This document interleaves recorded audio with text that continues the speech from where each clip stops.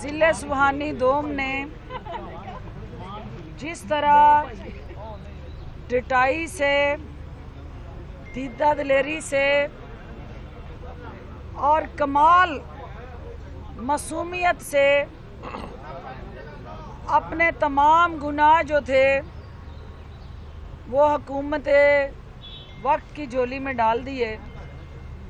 اپنی تمام سیاہکاریاں جس کی بدولت 3 سال سے یہ حکومت وزیر اعظم کی قیادت میں وزیر اعلیٰ پنجاب عثمان بزدار کی زیر نگرانی ان کا پھیلایا ہوا گند صاف کرنے میں مصروف عمل ہے۔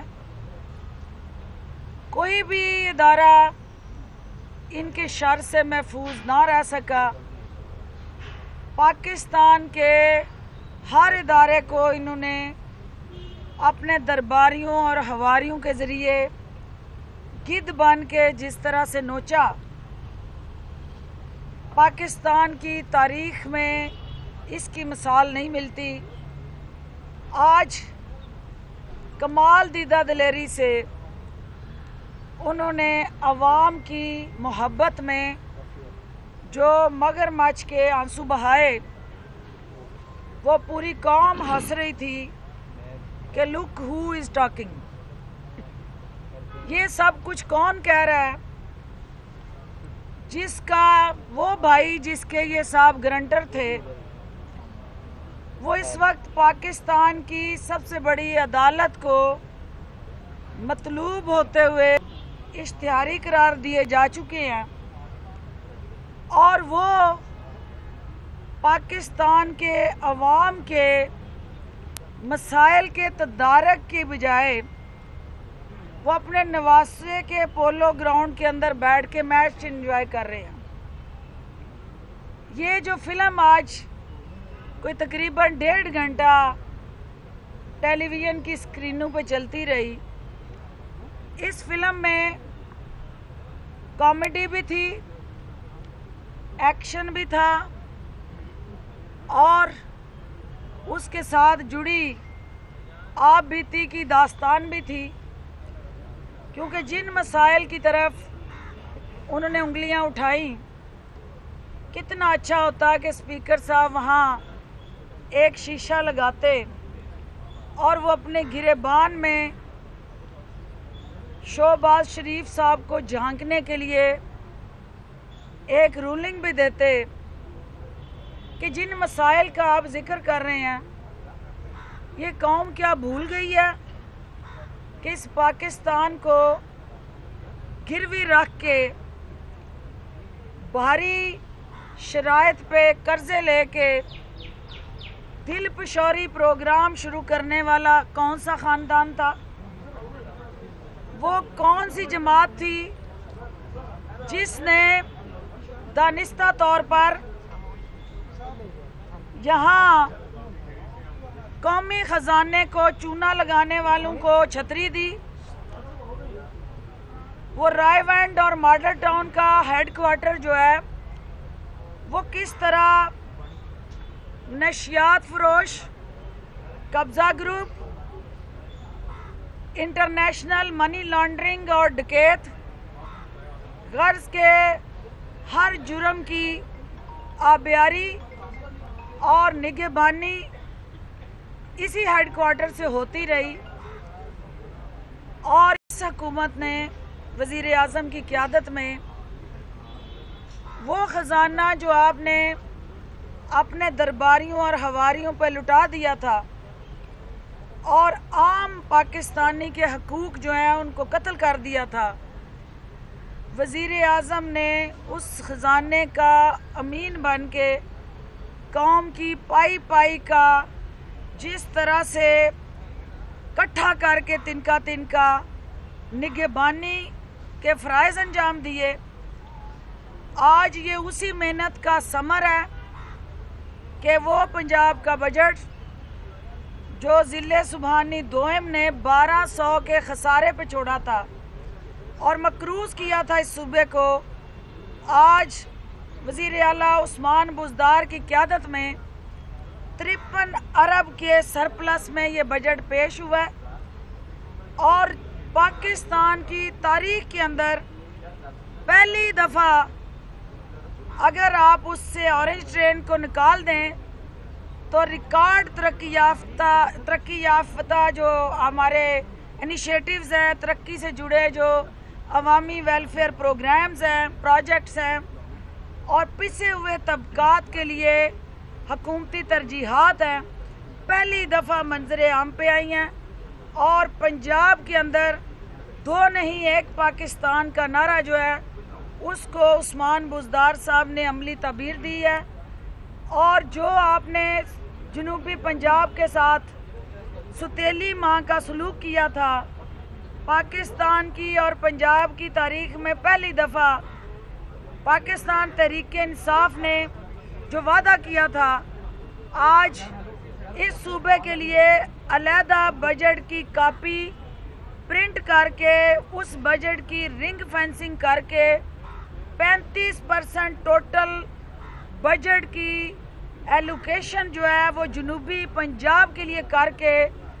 पाकिस्तान तहरीक-ए-इंसाफ की क़यादत ने अवाम के साथ किया हुआ जो सराइकी वसेब के साथ किया हुआ वादा था उसको पूरा किया। मेरे साथ दाएं और बाएं जो शख्सियात खड़ी हैं, चीफ विप साहब आपसे वो बात करेंगे कि जो पंजाब असेंबली चूँकि एक ऐसा बजट जिसके अंदर अवाम के हर दर्द का इलाज तजवीज़ किया गया, एक ऐसा बजट जहाँ जहाँ इन्होंने घाव लगाए थे उन अदारों को, उस मईशत को और पिसे हुए तबकात को उनके लिए मरहम तजवीज़ किया गया, तो अपोजिशन के पेट में जो मरोड़ उठ रहे हैं और जो उनको चैन नहीं लेने दे रही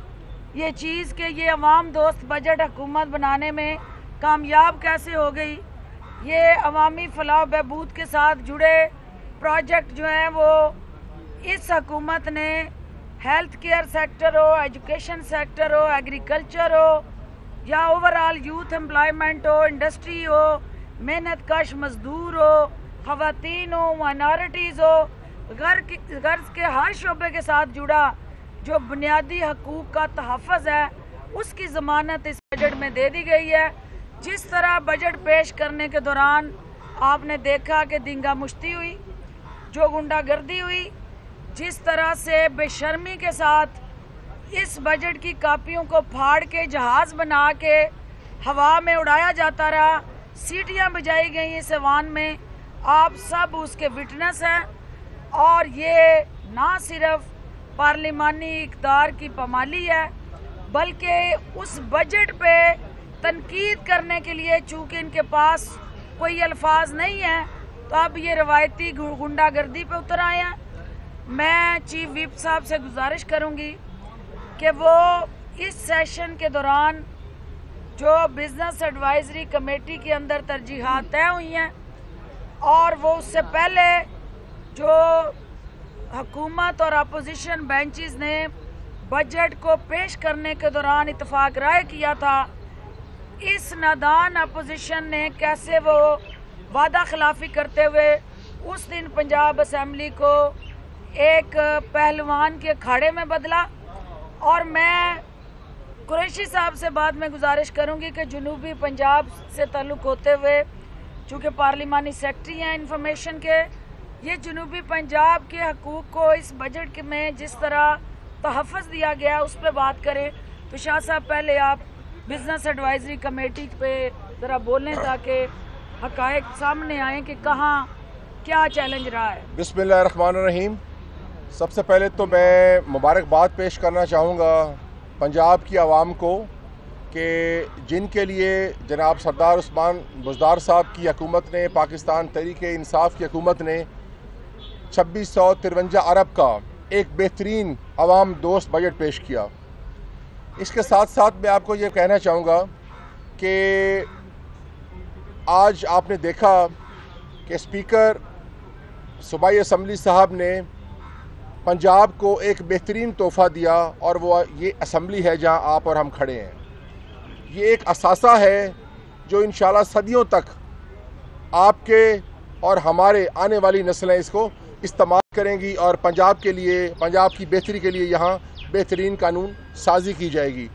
مجھے بڑے افسوس سے کہنا پڑ رہا ہے کہ ہماری 14 کے بجٹ پر جس دن جناب فائنانس منسٹر صاحب نے بجٹ پیش کیا، یہ بات طے ہوئی کہ آپ بجٹ سنیں، اگر آپ کو محسوس ہوتا ہے کہ بجٹ میں کوئی ایسی چیز ہے، آپ بے شک اس میں آئیں، اپنی تجاویز پیش کریں، اس کو سنیں پہلے، اس کے بعد کوئی ہنگامہ آرائی کرنا چاہیں یا کوئی بھی بات آپ کرنا چاہیں تو آپ کریں۔ لیکن مجھے بڑا افسوس ہوا، جس طرح فردوس عاشق اوان صاحبہ نے بتایا کہ ان کے پاس کچھ کہنے کو، کچھ کرنے کو نہیں تھا۔ اتنا زبردست ٹیکس فری عوام دوست بجٹ پیش کیا جا رہا تھا، لہٰذا انہوں نے اس بلڈنگ کو نقصان پہنچانے کی کوشش کی اور ہلڑ بازی کرنے کی کوشش کی۔ میں اس کی شدید مذمت کرتا ہوں، اور افسوس سے مجھے کہنا پڑ رہا ہے کہ یہ ایک مقدس کاغذ ہیں، ان مقدس کاغذوں کو انہوں نے جہاز بنا کر پھینکا گیا وزیر اعلیٰ صاحب کی جانب،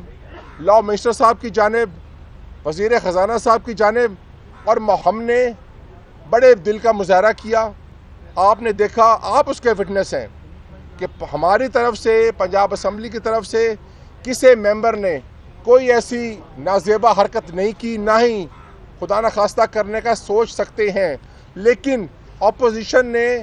ایک واویلا کیا جو صرف واویلا تھا، اور وہ چاہتے یہ تھے کہ ایک عوام دوست بجٹ عوام تک نہ پہنچے۔ لیکن الحمدللہ ہم نے پنجاب اسمبلی میں اس وقت ریکارڈ بل پیش کیے۔ ہم نے اسی پنجاب اسمبلی نے اسپیکر صاحب کی قیادت میں، لاء منسٹر صاحب کی قیادت میں، ہم نے پروڈکشن آرڈر کا جو قانون لے کر آئے وہ آپ کے سامنے ہے۔ اسی طریقے سے پائپ لائن میں اگر آپ دیکھیں، میں آپ کو پوری ایک لسٹ دے سکتا ہوں جس میں انشاءاللہ تعالی آنے والے وقتوں میں عوام کی سہولت کے لیے بہترین جو بل ہے وہ متعارف انشاءاللہ کروائے جائیں گے۔ اور آج کے لیے میں آپ کو یہ کہنا چاہتا ہوں کہ آج کے لیے بھی ہم نے یہ طے کیا ہے اسپیکر صاحب کی موجودگی میں، ان کی ہدایات کے مطابق، کہ آج ہم اپوزیشن کی جو سپیچ ہے ہم اس کو سنیں گے، ہم اس کو باقاعدہ سنیں گے، اور ہم چاہتے یہ ہیں کہ کوئی ہلڑ بازی نہ ہو۔ یہ ہم نے عوام کے سامنے، ہم بھی پیش ہیں اور وہ بھی پیش ہیں، ہم نے اپنا موقف پیش کیا بجٹ کے ساتھ، اور انہوں نے آج ہم سے عہد کیا ہے کہ آج ہم نے ان سے عہد ہو چکا ہے کہ آج ہماری طرف سے انشاءاللہ کوئی ایسی نیگیٹیوٹی نہیں ہوگی، ہم ان کی سپیچ کو سنیں گے، اور انہوں نے ہم سے یہ عہد کیا ہے کہ ہم آنے والے وقتوں میں جو leader of the house speech کریں گے اس کو بھی سنیں گے۔ تو میں آپ تمام حضرات کو یہ وٹنس بنا کے یہ بات کہنا چاہتا ہوں کہ انشاءاللہ تعالی آج ہم اپنے وعدے پہ، اپنے کال پر قائم و دائم کھڑے ہیں۔ دیکھنا یہ ہے کہ کیا کل کو وہ اپنے وعدے پہ اور اپنے کال پہ قائم رہتے ہیں یا نہیں رہتے۔ میں اس میں جو اہم چیز کہنا چاہتی ہوں کہ یہ کیسی موروثی سیاست کا کمال ہے کہ ابھی وہاں ضلع سبحانی دوئم شاہی خاندان کے ایک فرد نے نیشنل پارلیمنٹ میں بجٹ پہ ڈیبیٹ کی، ابھی ان کے فرزند اول یا ولی عہد اول جو ہیں وہ پنجاب اسمبلی میں تقریر کریں گے۔ تو یہ وہ کانٹینیوٹی ہے شہنشاہیت کی، جہاں جمہوریت میں آپ نہیں ایسا دیکھیں گے کہ جمہوریت کے اندر میرٹ ہوتا ہے، یہاں نسل در نسل غلامی ہے جو اس خاندان نے اس قوم کے گلے میں ڈالی ہوئی ہے، کہ جہاں شہنشاہ عالم اور پھر ضلع سبحانی دوئم بولیں گے، اس کے بعد جو ہیں ان کے ولی عہد بولیں گے، اور عوام کے نمائندے جب بولیں گے تو یہ کتابیں سر میں پھینکیں گے، یہ وہ سیٹیاں بجائیں گے، پھاڑیں گے ان کو بکس کو، کیونکہ یہ شاہی خاندان کے مزاج کے خلاف ہے کہ وہ اپنے علاوہ کسی اور کی بات کو سن سکے یا عوامی مفاد کی کسی طرح کی آواز جو ہے ان کے کانوں تک پہنچ سکے۔ چونکہ وزیر اعظم عمران خان نے عوام دوست بجٹ پیش کر کے اپوزیشن کو چاروں شانے چت کر دیا ہے، اس لیے اس خاندان کو سوائے اپنے سیاسی وراثت کے اندر لگائے جو پودے ہیں ان کی آبیاری کے اور کسی چیز سے کوئی دلچسپی نہیں ہے. تو میں قریشی صاحب سے گزارش کروں گی کہ جو اس وقت جنوبی پنجاب کے لیے اس بجٹ میں رکھا گیا ہے، جس طرح سے سرائیکی و سیب کے زخموں پہ مرہم رکھنے کے لیے اس بجٹ کو عوام دوست پالیسیز کے ساتھ جوڑا گیا ہے، اس پہ وہ بات کریں. اور ایک آخری بات اس سے پہلے کہ یہ شروع کریں، چونکہ میں میڈیا میں دیکھ رہی تھی کہ ویکسینز کے حوالے سے لاہور اور گوجرانوالہ کی سطح پہ کچھ میڈیا میں شارٹیج کے حوالے سے میں نے ابھی جو ڈیٹا لیا ہے محکمہ صحت سے، میری اطلاع کے مطابق دونوں شہروں میں وافر مقدار میں ویکسین موجود ہے، اور اگر کہیں کوئی شارٹیج ہے تو اس کو ہم فی الفور ایڈریس کرنے جا رہے ہیں. اور انشاءاللہ حکومت جو ہے اپنی اس عوام کی صحت کے ساتھ جڑا جو عزم ہے اس کو کبھی کم نہیں ہونے دے گی، اور اس ملک کو اور اس کی عوام کو کرونا سے پاک کرنے کے لیے اپنی جدوجہد جاری رکھے گی. قریشی صاحب. بسم اللہ الرحمن الرحیم. بہت شکریہ میڈم. ایک تو میں سمجھتا ہوں کہ پنجاب کے 2021 اور 22 کے اس بجٹ میں جو سب سے اہم چیز ایگریکلچر، ایجوکیشن، ہیلتھ کے بعد پنجاب ڈسٹرکٹ ڈیولپمنٹ پروگرام سارا پنجاب اپنا پنجاب کے بعد جو ایک بہت بڑا بریک تھرو ہسٹری کا ہوا، وہ ساؤتھ پنجاب کے 4.5 کروڑ لوگوں کو، وہاں کے 3 ڈویژنز کو پہلی بار پاکستان کی ہسٹری میں، پنجاب کی ہسٹری میں علیحدہ ADP کے ذریعے اس ترقی کے سفر کا حصہ بنایا گیا جو پنجاب کے باقی حصوں میں ہوتا رہا. اور آج چونکہ میڈیا کے بہت سارے دوست موجود ہیں جو ساؤتھ پنجاب کے اراکین اسمبلی کا دست و بازو بنے رہے پچھلے 2-2.5 سال میں، اور عمران خان صاحب اور پاکستان تحریک انصاف کو یہ کریڈٹ ہے کہ یہ پاکستان کی پہلی پولیٹیکل پارٹی ہے کہ جس نے ساؤتھ پنجاب کو کی علیحدہ صوبے کو نہ صرف اپنے آئین کا حصہ بنایا بلکہ ساؤتھ پنجاب سول سیکریٹریٹ کا آغاز کر کے اس کی باقاعدہ ایک سنگ بنیاد رکھی. میں سمجھتا ہوں سرائیکی و سیب کے وہ 3 ڈویژنز جو ہمیشہ سے پسماندہ رہے اور جو اپنے حقوق کی آواز بلند کرتے رہے، جن کو ماضی میں پیپلز پارٹی اور PMLN نے اس ایوان میں بھی اور مرکز میں بھی 2/3 اکثریت رکھنے کے باوجود ان کو ان کے حقوق نہ دیے. سردار عثمان بزدار کو اور ان کی ٹیم کو یہ کریڈٹ جائے گا کہ نہ صرف پریکٹیکلی ان کو ان کے حقوق دیے گئے بلکہ اس بات کا اعادہ کیا گیا کہ لاہور جو کہ پنجاب کے ماتھے کا جھومر ہے، آج بھی لاہور میں جتنے ہاسپٹلز ہیں اس کے 20% بھی ساؤتھ پنجاب میں نہیں ہیں. ہم لاہور کی ترقی پر بڑے خوش ہیں، اور آپ نے دیکھا کہ سردار عثمان بزدار صاحب کی گورنمنٹ میں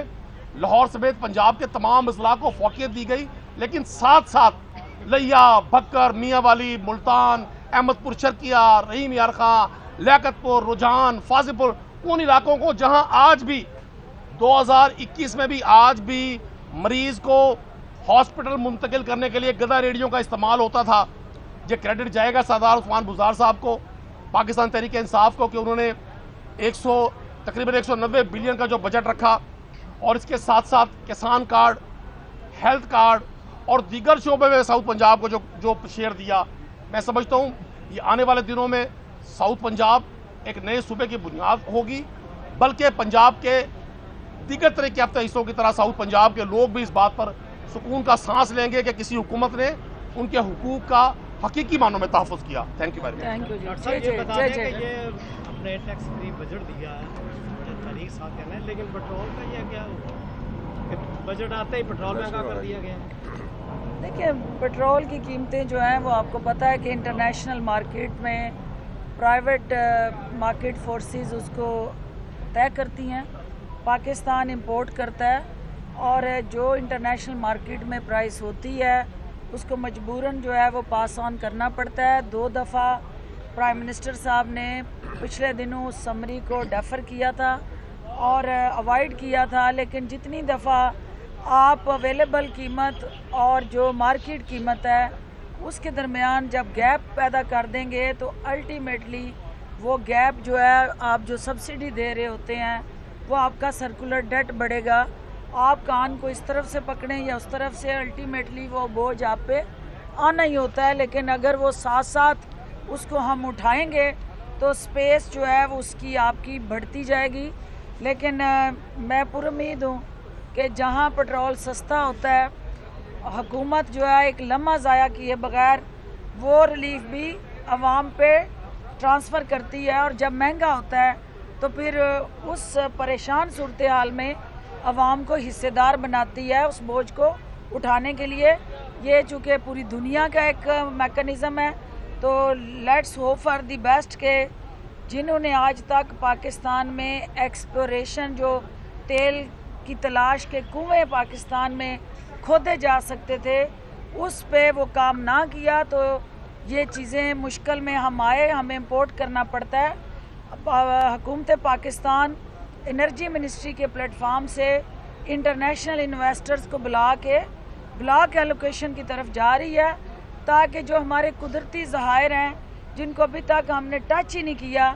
ان کو ہم ایکسپلور کریں اور ڈالر اپنے بچائیں. جو قیمتی زر مبادلہ ہمارا خرچ ہوتا ہے تیل کی امپورٹ پہ اور الٹیمیٹلی پھر اس کی پرائس کی بھی جو انٹرنیشنل مارکیٹ کے اندر ایک رجحان ہوتا ہے اس کے اثرات عوام پہ آتے ہیں. تو یہ ایک کنٹینیوڈ روڈ میپ چاہیے، ایک کنسسٹنٹ پالیسی چاہیے اور انشاءاللہ عمران خان کی قیادت میں ہم اس سمت کی طرف چل نکلے. صاحبہ یہ بتائیے یہ بلڈنگ کی شاہ صاحب نے بھی تعریف کی ہے، 2.5 ارب کا منصوبہ تھا، 7 ارب تک پہنچا، اور ایسا لگتا ہے کہ عوامی جو ہمارے نمائندے ہیں جس طرح کا یہ حال بنا ہے یہ کسی شاہی حکومت ہے یہاں پر جن کے لیے یہ ایوان بنایا گیا ہے. یہ جو 450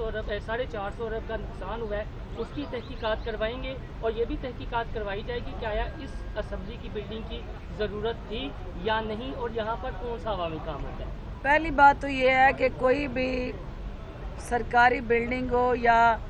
عوامی ادارہ ہو وہ عوام کا اثاثہ ہوتا ہے. وہ کسی حکومت اور جماعت کا نہ یہ بلڈنگ جو ہے ادارہ ہے اور نہ آنے والی نسلوں کا یہ کسی طرح سے بھی حکومت بریکٹ کو انیشیٹو ہے. یہ ایک آپ کا آنے والی نسل کے لیے باعث اعزاز انسٹیٹیوشن ہے جس کو انشاءاللہ قائم رہنا ہے. آپ کا بڑا اہم سوال ہے کہ اس کا ذمہ دار کون ہے. تو میرے بھائی آپ 2005 کے بعد آگے چلتے جائیں تو شکلیں آپ کے ذہن میں آتی جائیں گی، اور جو ذمہ داران تھے جنہوں نے اس کو روکا، جنہوں نے اس وقت جو ایک عوامی نمائندوں کے ساتھ جڑا ایک پروجیکٹ تھا اس کے راستے میں روڑے اٹکائے، صرف ذاتی انا کی تسکین کے لیے اس پروجیکٹ کا قتل عام کرنے کی کوشش کی، تو وہ شاہی خاندان کے علاوہ کوئی نہیں ہو سکتا. تو اس لیے انہی کے ہاتھوں پہ آپ یہ لہو تلاش کریں. گزشتہ حکومت نے تیل کے کنووں کی کھدائی پر کام نہیں کیا، آپ بتا دیجیے گا آپ کی حکومت نے کتنے کنووں پر کام شروع کر دیا ہے اور 2 سال جو رہ گیا اور کتنے کنویں تیل کے. پہلی بات تو یہ ہے کہ ایک انرجی پالیسی بنتی ہے جس کے تحت آپ انٹرنیشنل انویسٹمنٹ جو ہے اور انویسٹر جو ہیں اس کو پاکستان میں بلاتے ہیں. آپ نے دیکھا کہ سلمان بن محمد جو ہیں وہ محمد بن سلمان پاکستان آئے اور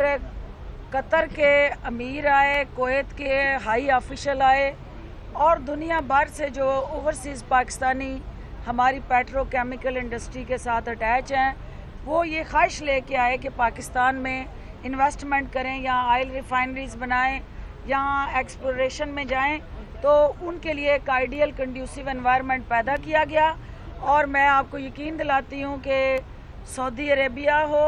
کویت، قطر یا عرب امارات سمیت ہمارے دیگر ممالک کے اندر بیٹھے ایون ملائیشین کمپنیز جو ہیں وہ بھی اس عمل میں کینیڈین کمپنیز آ کے انویسٹ کرنا چاہتی ہیں. تو اب یہ پہلی دفعہ ایک انوائرمنٹ بنا ہے جس کو ہمیں آگے لے کے چلنا ہے.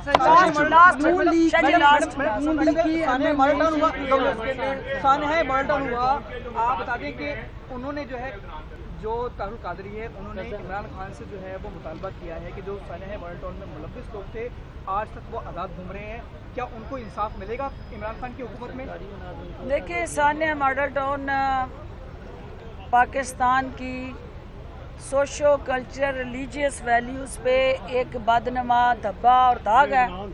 اور یہ نون لیگ کی روایتی غنڈہ گردی کی جو آپ کے گلو باٹوں کی سیاسی سوچ ہے اس کی عکاسی کرتا ہوا یہ بدقسمت واقعہ ہے۔ حکومت جو ہے وہ عدالتوں کے اندر جو کیسز ہیں جہاں کہیں تو ہر طرح کی جو انویسٹیگیشن، پروسیکیوشن اور الٹیمیٹلی اس عدالتی پروسیس کے اندر موجود جو رول ہے حکومتی سطح پہ ہم اس کو ادا کر رہے ہیں۔ کچھ چیزیں جو ہیں وہ عدالتوں کے اختیار میں ہیں، کچھ ہماری جو انویسٹیگیشن اور پروسیکیوشن کا سٹرکچر ہے وہ چونکہ کمزور رہا ہے، تو فی الفور انصاف جو ہے وہ دلانے کے لیے ہم ہاتھ پاؤں تو مار رہے ہیں، لیکن 100% اس کمٹمنٹ کو ہم پورا نہیں کر سکے، لیکن وہ ہمارا ایک چل رہا ہے سلسلہ، اور ہم پورا امید ہیں کہ ہم اپنے ٹینور میں ہی سانحہ ماڈل ٹاؤن کے جو کردار ہیں ان کو نہ صرف بے نقاب کریں گے بلکہ ان کو کٹہرے میں لا کے سزائیں دلوائیں گے، تاکہ اس واقعے کے ساتھ جڑے جو شہید ہیں، جو ان کی فیملیز ہیں، جو زخمی ہیں، اور جو اوورآل جو اس وقت اس کے ڈائریکٹ یا انڈائریکٹ وکٹمز ہیں ان کو انصاف فراہم کرنے میں حکومت کردار ادا کر سکے۔